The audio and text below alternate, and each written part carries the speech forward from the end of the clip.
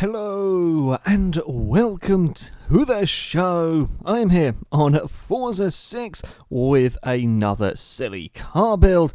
My vehicle today is the Ferrari F50. Quite a few people want to see me have a go with this car, as it does stand a pretty decent chance of going quickly. Lots of power, big tyres, very little in the way of weight, and hopefully pretty good handling. These things were mighty fast on Forza 5, and I'm hoping that'll carry on to 6.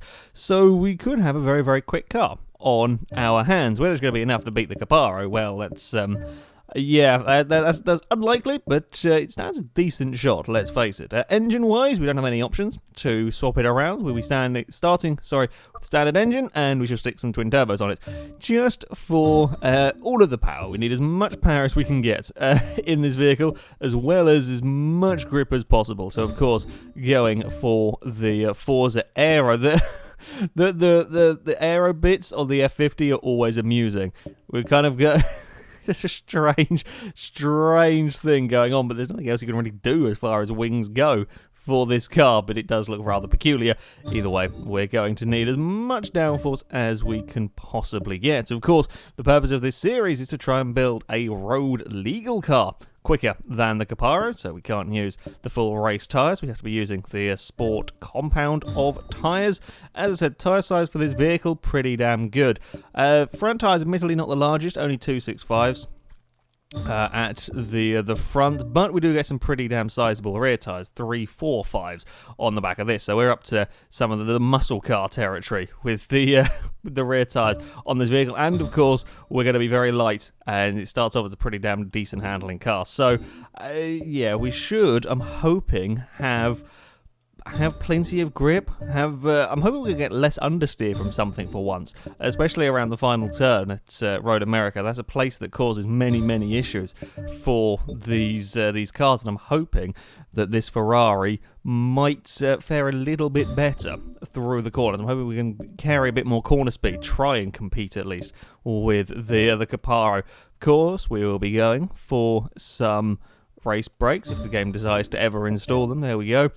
Full roll cage, only adding £40 onto the vehicle. So yeah, we're going to be wanting, again, all of the handling parts that we can get. Weight reduction takes it down to £2,500. I didn't actually realise.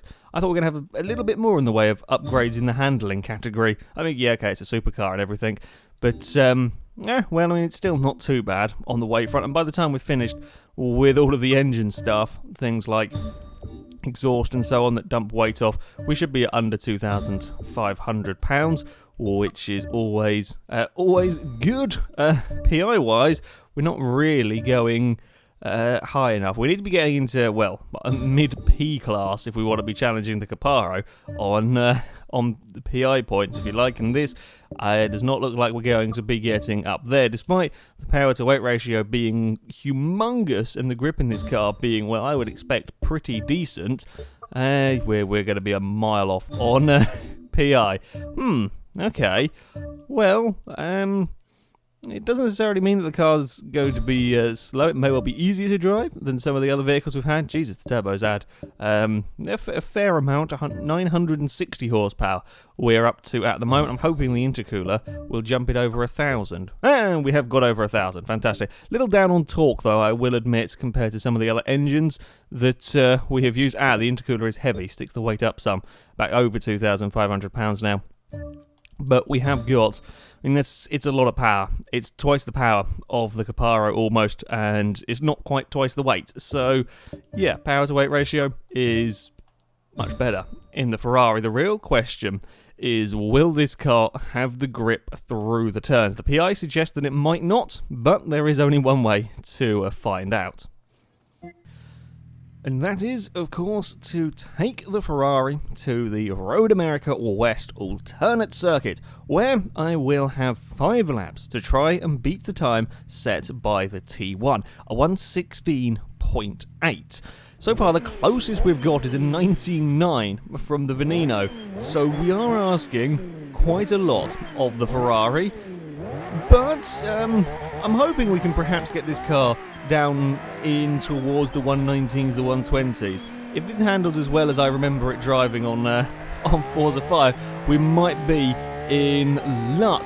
I mean, we have got an awful lot of power in this car. There should be plenty in the way of straight line speed, though it's not quite. Again, it's much like the Veneno, really, with the speed down here. It's about the same sort of speed, and we don't have the brakes in the F50 at all. We're going a little bit exploring over there. Whoa, okay. I think I might... I think when I clipped the barrier, it actually pinged off the wall and hit the side of my car again to spin me around there. That was a little bit of a peculiar one going on there. Right, we don't have the brakes, I think, are the big difference between these cars and the Caparo. The brakes on that T1 are so phenomenal at getting it stopped.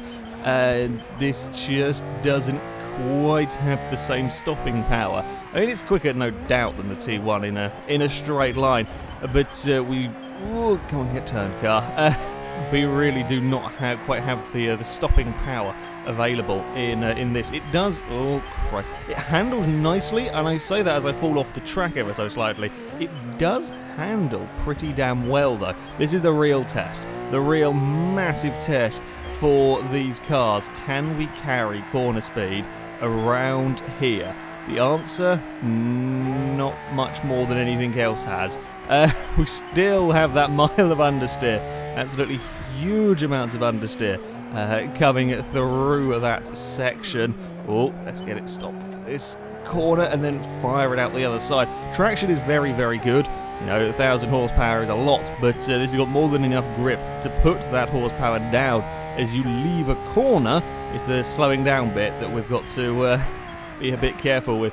Yeah, the issue is we're, 20 miles an hour down on the likes of the Jag, and we're really not braking that much later. It's a tad later than we saw from the Jag and stuff, but not by very much at all.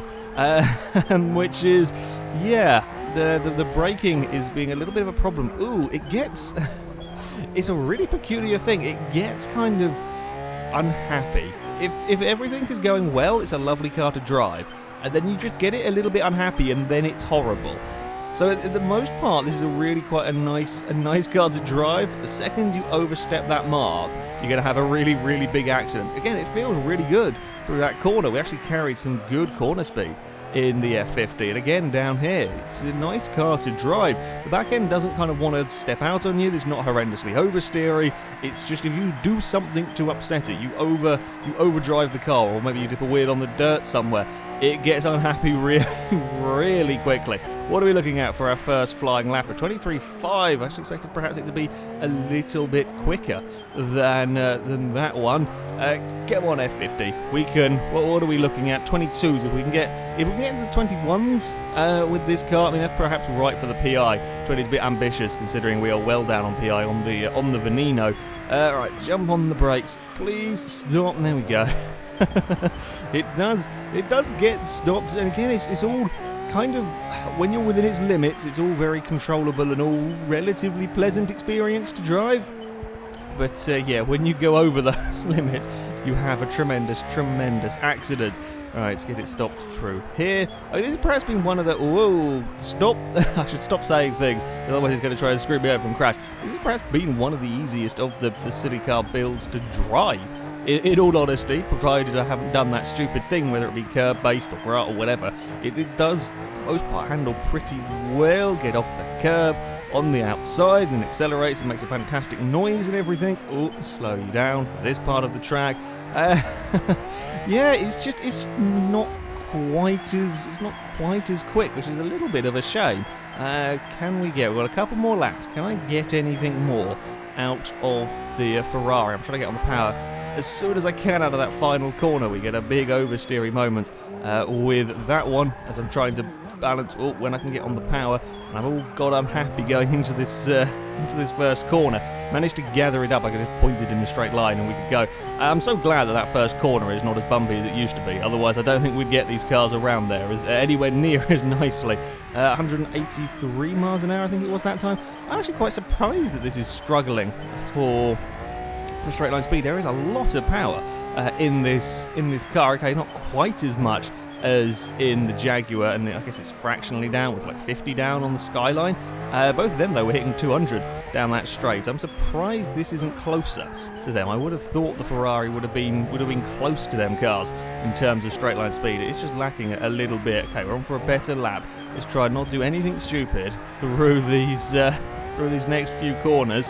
Right, this one is such a tricky bugger, and as I've been saying that, I turned it a little bit too late. It's a really nasty corner. Often with the kind of normal cars that I'm used to driving, you know, C, B class cars, you'll be flat out through there without even thinking about it. And certainly higher tier cars, handling built higher tier cars, will equally be flat out through there with no issues, of course. These, not a chance. The Caparo was almost. Caparo was scary flat out through there. These you are having a big brake and a big lift and a big sort the car out. Right, what were we doing? 23.5 on that time around. Well, we're quicker than the Lotus Elise, but the Elise was horrible, so that's perhaps not too surprising. We got to find a second and a half if we want to challenge the Jag and the Skyline sort of times, which is a lot. I was expecting this to be closer. I really was. Got a little wiggle under braking down there. That's a new thing to be dealing with. Now we're a couple of tenths down. I'm not sure we can find quite the time I'm looking for. I can get it unhappy under braking. It's slightly peculiar. Again, it's this whole, if you overstep the mark marginally, it all gets unhappy. And provided you keep below that mark, then it's a really nice car to drive. It's very much on a knife edge, this F50. Right, let's get it right through here. We're down on time anyway, and we've overpushed it. Yeah, it's a strange thing to race this car. It's a really, it's almost two vehicles rolled into one. At times it feels like a very, very nice car, and then at other times, if you get things just a little bit wrong, it will try and kill you. However, we are still a long, long way off the Caparo's time, and this is a lot further down on the likes of the Jaguar and the Skyline than I was perhaps expecting. It's 23.5 puts it a second and a half down on the Skyline and the Jaguar, which is not quite what I expected. And honestly, I felt like when I was driving it would be as quick as them kind of cars. It's just, I think it just lacks the straight line speed and acceleration of them. So as I said, you know, they were getting to 200 miles an hour by the time they got down to that first corner, and they weren't really braking any earlier than this thing. So yeah, it is a little bit down on time. It is quicker than the Lotus, though. It is second and a half quicker than the Lotus Elise, and that's not massively surprising, really, when we consider how difficult that thing was to drive. We are a long way off the Caparo T1, mind. So, yeah, around the track, the Ferrari had its moments of feeling quite good, but overall the lap time was not quite enough. Now it is time to see how quickly this car will go in a straight line. So, we are here at Le Mans for the Ferrari speed run with the glorious, glorious rain. I'm expecting this car to be pretty quick, but I expected it to go quick around a circuit. So, let's have a look. What does the telemetry reckon? Only 211? That seems quite slow for this much power. Okay, maybe the gears are too long. Maybe we've got... no, okay, gears aren't too long. I'm looking at the graph down the bottom, and that seems to have no relation to what's going on with the speed. Let's make them... That seems better. Because, I mean, according to the graph, it should be all... That should be absolutely useless gearing, but apparently no. So, sure, we'll just keep making the gears wait. I think about 233 was what we were seeing from this car, 232.5. Now, do we feel brave and take the air off? Considering we're in the rain, this might be a bad idea. I think the Ferrari's good enough, though. I think the Ferrari should be good enough. Get rid of that, 236, and yeah, we'll give it a try. We'll see how it's how it fares down here. Honestly, I was perhaps expecting a little bit more from the Ferrari. Again, much like I said with the Veneno, that Nissan Skyline's 255 miles an hour is very, very impressive for a top speed in that car, considering that has around roughly the same horsepower as these vehicles. I mean, I think it's slightly more than the Ferrari, slightly less than the Lamborghini, but that was mighty, mighty fast in a straight line. And this does not look like it's going to beat it unless the benchmark is really wrong, and it's not very often that it's that far out, maybe a couple of miles an hour out, but not very often that far out. Right, it's not a massive fan in the wet, this car, but then again, considering we've got 1,000 horsepower going through the rear wheels, you know, it does pretty damn well for being drivable through these first few corners. I suspect that this bump is going to upset it because it is a very temperamental car. No, okay, we're good. I had the steering straight enough, so we had no issues over there, and now we unleash all of the speed in the Ferrari down the really rather long straight, and we play an incredibly high-speed, scary game of puddle dodging. Yeah, I already managed to hit a puddle with the Elise so far, which is, I guess, pretty good going from me. We get up to 220 really quickly in the Ferrari. Very, very quickly do we get up to 220, and then we're kind of out of speed now. We're kind of really, absolutely out of speed in the Ferrari. We're not accelerating whatsoever in this. That's peculiar. It's not quite what I expected from the F50. That is really not massively impressive. Whoa, that bouncing around on the suspension through that corner is not a fun experience at all. That's, yeah, I expect faster. I know, okay, I had slightly long gears, but again, the benchmark was showing me that that was good for speed. Curious. I mean, okay, as A220 is slow, it's perhaps slightly slower than I expected from a 1,000 horsepower Ferrari. Yeah, that's not at all what I was thinking we were going to be seeing from the F50, but yeah, there we go. Not particularly good with the straight line speed run. Honestly, if you get everything right, one of the nicest silly car builds I've had to drive around that Road America circuit. But it's very easy to have the car get incredibly unhappy with you. You saw it wiggling around on the braking if you get things wrong, and certainly if you put a weird on the dirt or you ask it too much, you can have some very, very big offs with this car. You do everything right, though, and it's actually a very, very nice car to drive, although it is lacking that straight-line speed, that acceleration that we saw from the Skyline, the XJ220, and, of course, to an extent, the Veneno. Yeah, I quite liked it. I did quite like the F50. It was quite a nice car to drive, but not massively far. Well, I say not massively fast. You've got to consider what we're comparing it to when I say that. So yeah, there we go. We are still no closer to finding a road car that can beat the Caparo T1. And that is it for this video, guys. Thank you very much for watching. And until next time, goodbye.